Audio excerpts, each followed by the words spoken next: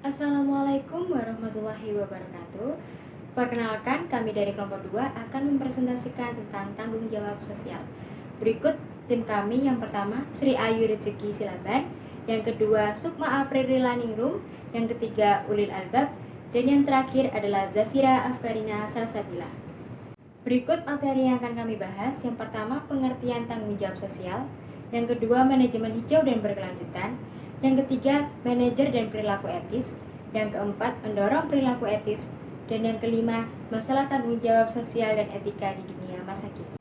Baik, kita mulai saja untuk materi yang pertama, yaitu tentang tanggung jawab sosial perusahaan atau Corporate Social Responsibility, atau yang akan kita singkat dengan CSR. Apa sih tanggung jawab sosial perusahaan itu? Tanggung jawab sosial perusahaan adalah suatu konsep bahwa organisasi, khususnya perusahaan, adalah memiliki berbagai bentuk tanggung jawab terhadap seluruh pemangku kepentingannya.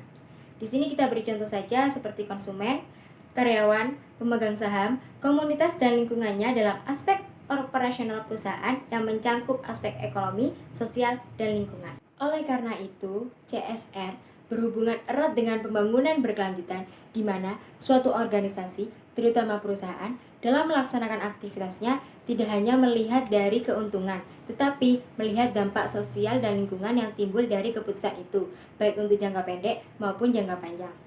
Untuk dapat lebih memahami tentang konsep tanggung jawab sosial, mari kita bandingkan dua konsep, yaitu kewajiban sosial dan responsivitas sosial. Yang pertama, kewajiban sosial adalah keterlibatan perusahaan dalam aksi sosial dikarenakan kewajibannya untuk memenuhi tanggung jawab ekonomi dan hukum. Hal ini sangat didukung oleh ekonom dan peraih Nobel Milton Friedman dengan argumennya, yaitu tanggung jawab manajer adalah mengoperasikan bisnis demi kepentingan terbaik pemegang saham yang perhatian utamanya adalah keuangan. Yang kedua, responsivitas sosial adalah perusahaan terlibat di dalam beberapa aktivitas sosial yang populer. Contohnya, Ford Motor Company menjadi produsen mobil pertama yang mendukung larangan mengirim pesan teks saat sedang mengemudi. Karena apabila terdapat aktivitas seperti saling berkirim pesan dapat mengalihkan pandangan, sehingga dapat menyebabkan peningkatan resiko kecelakaan. Sehingga menghasilkan tanggung jawab sosial, yakni dengan sebuah niatan bisnis melampaui kewajiban legal dan ekonomi untuk melakukan hal yang benar dan bertindak dengan cara yang baik bagi masyarakat. Materi yang kedua yaitu tentang manajemen hijau green dan berkelanjutan. Hingga akhir 1960-an, hanya sedikit orang dan organisasi yang memperhatikan dampak lingkungan dari pilihan dan tindakan mereka. Walaupun beberapa kelompok memperhatikan pelestarian sumber daya lingkungan, satu-satunya referensi penyelamatan lingkungan yang ada hanyalah cetakan memuat anjuran mohon jangan membuang sampah sembarangan. Namun, sejumlah bencana lingkungan membawa semangat cinta lingkungan kepada individu, kelompok, dan organisasi. Kini semakin banyak manajer yang mulai mempertimbangkan dampak organisasi mereka terhadap lingkungan alam yang kita sebut dengan manajemen hijau. Salah satu model menggunakan istilah gradasi warna hijau untuk menerapkan manajemen hijau. Yang pertama, pendekatan hukum atau hijau muda merupakan pendekatan di mana organisasi cukup mengikuti apa yang diharuskan oleh hukum.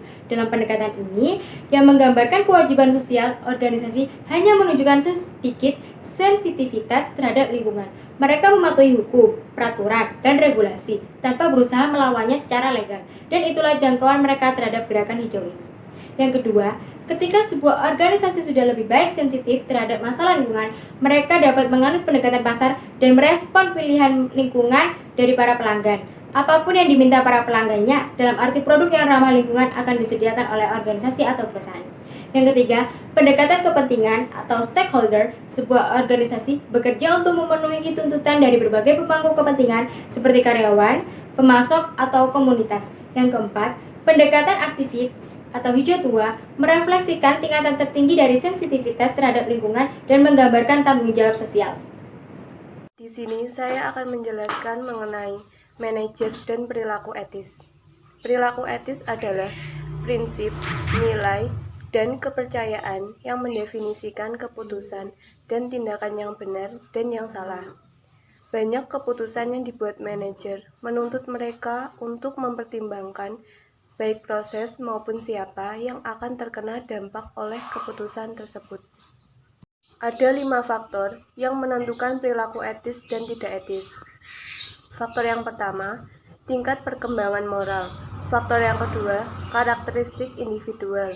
Faktor yang ketiga, variabel struktural. Faktor yang keempat, budaya organisasi. Dan faktor yang kelima, intensitas dari masalah etika. Faktor pertama yakni tingkat perkembangan moral. Dalam faktor ini terdapat 3 level perkembangan moral. Semakin tinggi tingkatan, semakin seseorang tidak tergantung pada pengaruh dari luar dan lebih terinternalisasi. Terdapat 3 level dan 6 tingkatan. Level pertama yakni pra-konvensional.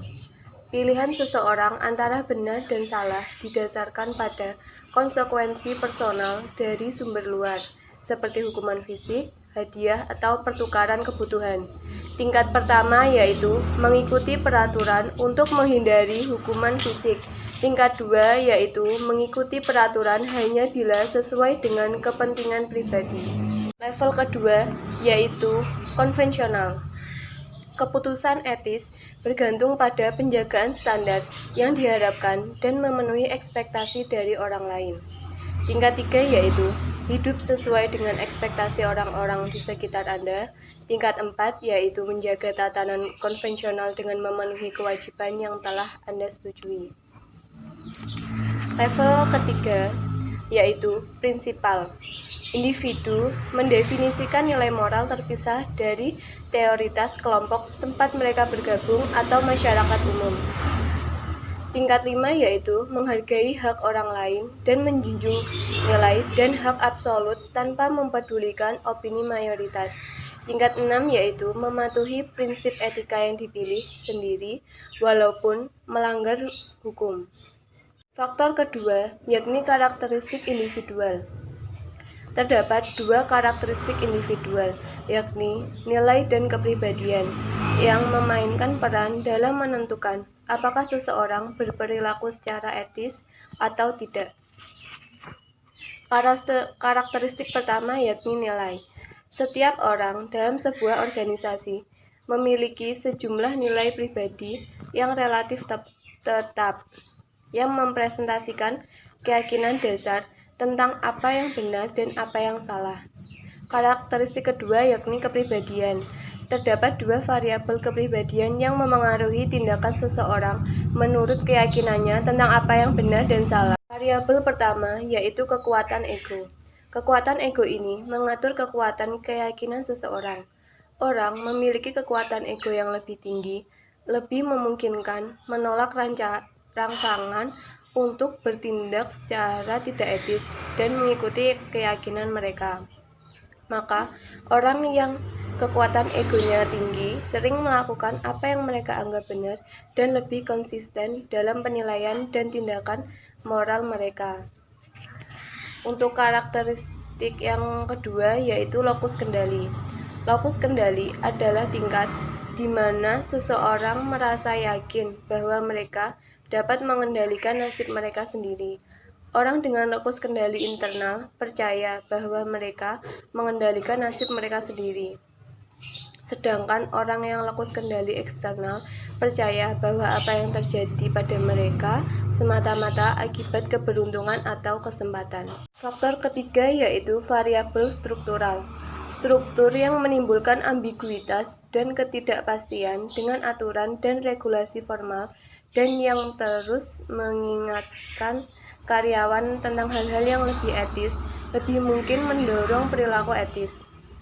Variabel struktural lain yang memengaruhi perilaku etis meliputi tujuan, sistem penilaian kinerja, dan prosedur alokasi penghargaan. Faktor keempat yaitu budaya organisasi. Budaya organisasi terdiri dari nilai-nilai organisasional yang dibagi bersama. Nilai-nilai ini mencerminkan tujuan organisasi dan apa yang diyakininya. Dan nilai-nilai ini menciptakan lingkungan yang memengaruhi perilaku karyawan secara etis maupun tidak etis. Ketika sampai pada perilaku etis, budaya yang mendorong standar etika yang tinggi adalah budaya yang memiliki toleransi resiko, kendali, dan toleransi konflik yang tinggi. Karena nilai-nilai yang dibagi bersama bisa sangat berpengaruh, Banyak organisasi yang menggunakan manajemen berbasis nilai, di mana nilai-nilai organisasi memandu karyawan dalam melaksanakan pekerjaan mereka. Kelima, yaitu intensitas dari masalah etika. Terdapat 6 karakteristik yang menentukan intensitas masalah atau seberapa penting suatu masalah etika bagi seseorang, yaitu besarnya kerusakan yang ditimbulkan, konsensus masalah, probabilitas kerusakan, kesegeraan konsekuensi, dan kedekatan terhadap korban, serta konsentrasi pengaruh. Faktor-faktor atau karakteristik ini menunjukkan bahwa semakin besar jumlah orang yang dirugikan, semakin besar intensitas atau arti penting masalah. Semakin besar konsensus bahwa tindakan itu salah, semakin besar intensitas atau arti penting masalah. Semakin besar kemungkinan tindakan itu merugikan, semakin besar intensitas atau arti penting masalah. Semakin cepat konsekuensi tindakan akan dirasakan, semakin besar intensitas atau arti penting masalah. Semakin dekat perasaan seseorang pada korban, semakin besar intensitas atau arti penting masalah.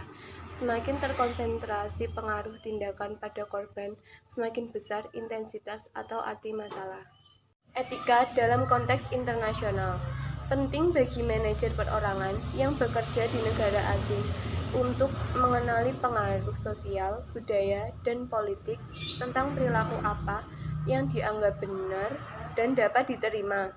Bisnis internasional harus mengklarifikasi panduan etika mereka, sehingga mereka tahu apa yang diharapkan dari mereka ketika mereka bekerja di tempat asing, yang menambah dimensi lain dalam penilaian etika. Panduan lain untuk berperilaku etis dalam bisnis internasional adalah Global Compact, yaitu dokumen yang diciptakan oleh PBB yang merupakan garis besar prinsip pelaksanaan bisnis secara global di bidang hak asasi manusia, tenaga kerja, serta lingkungan dan anti korupsi. Tujuan Global Compact adalah ekonomi global yang lebih berkelanjutan dan inklusif. Organisasi yang membuat komitmen ini melaksanakannya karena mereka yakin bahwa komunitas bisnis dunia memainkan peran penting dalam meningkatkan kondisi ekonomi dan sosial. Selain itu, Organization for Economic Cooperation and Development OECD menjadikan perang melawan penyuapan dan korupsi dalam bisnis internasional menjadi prioritas utama. Inti usaha ini adalah Konvensi Anti Penyuapan atau sejumlah peraturan dan panduan yang dulu merupakan instrumen global pertama untuk memerangi korupsi tanpa kesepakatan bisnis lintas. Baik, untuk materi selanjutnya saya akan menerangkan mengenai mendorong perilaku etis. Penampilan karyawan, baik yang bersifat fisik maupun mental, memiliki pengaruh bagi pembentukan citra perusahaan. Oleh karena itu, etika yang baik perlu benar-benar ditanamkan dalam perilaku karyawan. Ada 7 cara untuk mendorong perilaku etis karyawan, yaitu yang pertama, 1. Seleksi karyawan. 2. Kode etik dan aturan pembuatan keputusan. Ketiga, kepemimpinan atau leadership. Keempat, tujuan kerja dan penilaian kinerja. 5. Pelatihan etika. 6. Audit sosial independen. Dan yang terakhir adalah mekanisme perlindungan. Nah, baik, agar lebih jelasnya, saya akan memaparkan satu persatu mengenai 7 cara untuk mendorong perilaku etis karyawan. Nah, yang pertama, seleksi karyawan. Proses seleksi atau wawancara, tes, pemeriksaan latar belakang, dan sebagainya harus dilihat sebagai kesempatan untuk belajar tentang tingkat perkembangan moral seseorang, nilai-nilai pribadi, kekuatan ego, dan locus of control atau tempat kendali seorang individu. Nah, untuk yang kedua, kode etik dan aturan pembuatan keputusan. Sebuah kode etik yakni pernyataan resmi dari nilai-nilai organisasi dan aturan etika yang mengharapkan kepatuhan karyawan untuk mengikuti adalah pilihan yang populer untuk mengurangi ambiguitas itu. Nah, apa yang harus diperlihatkan sebuah kode etik? Sebuah kode etik harus cukup spesifik untuk menunjukkan karyawan apa yang mereka seharusnya lakukan dan juga cukup longgar untuk memungkinkan kebebasan pertimbangan. Nah, yang ketiga, kepemimpinan atau leadership. Nah, manajer puncak adalah panutan baik dari segi kata-kata dan tindakan, meskipun apa yang mereka lakukan adalah jauh lebih penting daripada apa yang mereka katakan. Nah, jika manajer puncak misalnya mengambil sumber daya perusahaan untuk keperluan pribadi, mereka menyiratkan bahwa perilaku seperti itu dapat diterima untuk semua karyawan. Nah, para manajer puncak juga menetapkan standar ini dengan sistem penghargaan dan hukuman. Pilihan dari siapa dan apa yang dihargai dengan kenaikan gaji dan promosi mengirim sinyal kuat kepada karyawan. 4. Tujuan kerja dan penilaian kinerja.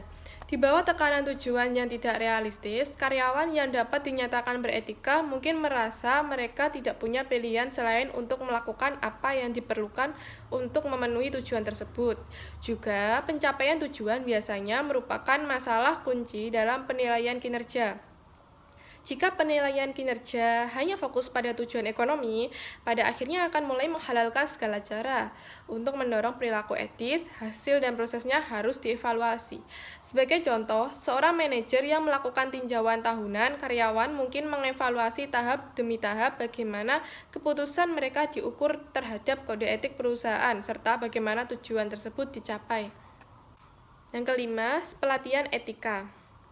Semakin banyak organisasi yang menyiapkan seminar, lokakarya, dan program pelatihan etika yang serupa untuk mendorong perilaku etis. Beberapa penelitian telah menunjukkan bahwa nilai-nilai dapat dipelajari sejak usia kanak-kanak.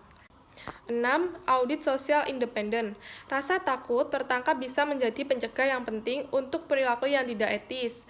Audit sosial yang independen yang mengevaluasi keputusan dan praktek manajemen dalam hal kode etik organisasi. Meningkatkan hal itu, audit tersebut dapat berupa evaluasi secara teratur atau mereka dapat terjadi secara acak tanpa pemberitahuan terlebih dahulu. Sebuah program etika yang efektif mungkin membutuhkan keduanya. Untuk menjaga integritas, auditor harus bertanggung jawab kepada Dewan Direktur Perusahaan dan menyajikan temuan langsung ke mereka. Susunan ini memberikan pengaruh kepada auditor dan mengurangi kesempatan untuk balas dendam dari mereka yang diaudit. 7. Mekanisme perlindungan. Karyawan yang menghadapi dilema akan etika membutuhkan mekanisme perlindungan sehingga mereka dapat melakukan apa yang benar tanpa takut akan teguran. Sebuah organisasi mungkin menunjukkan konselor etis bagi karyawan yang menghadapi dilema etika. Para penasihat ini mungkin juga menganjurkan alternatif tindakan etis yang benar. Organisasi-organisasi lain telah menunjukkan petugas etika yang mendesain, mengatur, dan memodifikasi program etika suatu organisasi yang diperlukan. Ada 3 masalah yang menjadi tantangan dan tanggung jawab seorang manajer masa kini, yaitu yang pertama, mengelola kegagalan moral dan kebobrokan sosial. Yang kedua, mendorong kewirausahaan sosial. Yang ketiga, mempromosikan perubahan sosial yang positif. Yang pertama, kebobrokan sosial dan kegagalan moral. Misalnya, dalam sebuah survei yang melibatkan 5.000 orang pegawai, 45% mereka mengakui bahwa mereka pernah tertidur saat bekerja, 22% mengakui menyebarkan kabar burung mengenai teman-teman sekerjanya, 18% mengakui pernah membolos, dan 2% mereka mengakui mendapat penghargaan dari pekerjaan orang lain. Dan dalam survei tersebut, kebanyakan dilakukan oleh para kaum laki-laki. Hal serupa bukan hanya terjadi dalam perusahaan, tetapi sudah sering kita jumpai dalam kehidupan kita sehari-hari. Misalnya kita sebagai kaum pelajar, kegagalan moral yang bisa kita lihat yaitu pada waktu ujian, baik itu ujian UTS ataupun ujian akhir semester. Kegagalan moral yang bisa kita lihat dalam hal tersebut adalah perbuatan yang mencontek. Kita sudah melihat seseorang itu mencontek, tapi kita memilih untuk diam. Karena apa? Kita lebih beranggapan kepada risiko. Kita takut apa yang akan dilakukan oleh orang yang bersangkutan kepada kita. Nah, untuk mengatasi hal tersebut, terutama dalam perusahaan, seorang manajer harus melakukan 2 tindakan. Yang pertama, memiliki kepemimpinan yang beretika, yang artinya adalah tindakan seorang manajer memiliki pengaruh yang kuat terhadap perilaku para karyawannya, baik itu perilaku yang etis maupun tidak etis. Jika seorang karyawan memiliki perbuatan yang bersifat tidak bermoral, seperti menipu, berbohong, memanipulasi, atau bahkan memperlakukan karyawan lain secara tidak adil, maka kemungkinan besar para karyawannya akan banyak menuntut. Yang kedua, seorang manajer harus memberikan perlindungan kepada karyawan yang mengangkat isu etika. Misalkan jika si karyawan A melihat si karyawan B melakukan tindakan yang tidak bermoral dan tidak baik, apa yang akan kita lakukan? Apakah kita mau untuk maju dan mengajukan orang tersebut kepada pihak yang berwajib? Tetapi kenyataannya, dalam kehidupan kita lebih banyak memilih diam karena kita lebih beranggapan terhadap risiko. Maka karena itu, seorang manajer harus mampu memastikan agar karyawan yang mengangkat isu etika tidak memiliki kekhawatiran baik secara pribadi maupun dalam karir. Selanjutnya, kewirausahaan sosial. Wirausahawan sosial adalah orang atau lembaga yang mencari kesempatan untuk memajukan kesejahteraan masyarakatnya yang menggunakan pendekatan praktis, inovatif, dan berkelanjutan. Misalkan, Ritbeek adalah pendiri CEO perusahaan air minum air kemasan Belu dari Inggris. Ia membuat bahan produksinya dari jagung sehingga bisa digunakan kompos dalam tanah. Selain itu, Ritbeek juga menyumbangkan keuntungan yang ia dapat kepada proyek-proyek yang mewujudkan kebersihan air minum. Dalam kasus tersebut, Ritbeek bukan hanya mengejar laba tetapi juga mencapai suatu tujuan. Kita kembali kepada pengertian dari wirausahawan sosial, di mana seorang itu menggunakan inovatif. Dan dalam contoh tersebut, inovatif dari Ritbeek adalah menggunakan bahan baku produksi dari jagung. Lalu apa yang bisa kita pelajari dari wirausahawan sosial? Yang dapat kita ambil yaitu, walaupun banyak organisasi berkomitmen untuk melakukan bisnis secara etis dan bertanggung jawab, mungkin mereka bisa melakukan lebih daripada itu. Yang ketiga, promosi perubahan sosial. Agar bisnis yang kita jalani bisa membawa perubahan sosial yang positif, maka ada dua upaya yang harus dilakukan oleh seorang manajer. Yang pertama, sukarelawan karyawan. Penelitian mengatakan bahwa 90% anggotanya mempunyai program sukarela dan hampir sebagian mendorong kesukarelawanan. Banyak bisnis mendapati bahwa upaya ini tidak hanya menguntungkan komunitas, tapi juga meningkatkan upaya dan motivasi kerja karyawannya. Yang kedua adalah filantropi. Filantropi yaitu dana yang diberikan oleh perusahaan kepada karyawannya untuk meningkatkan kesejahteraan karyawannya. Di sini perusahaan memberikan bantuan biaya agar taraf hidup karyawannya bisa meningkat. Demikianlah materi dari kami, kelompok 2. Jika ada kekurangannya, kami mohon maaf. Terima kasih.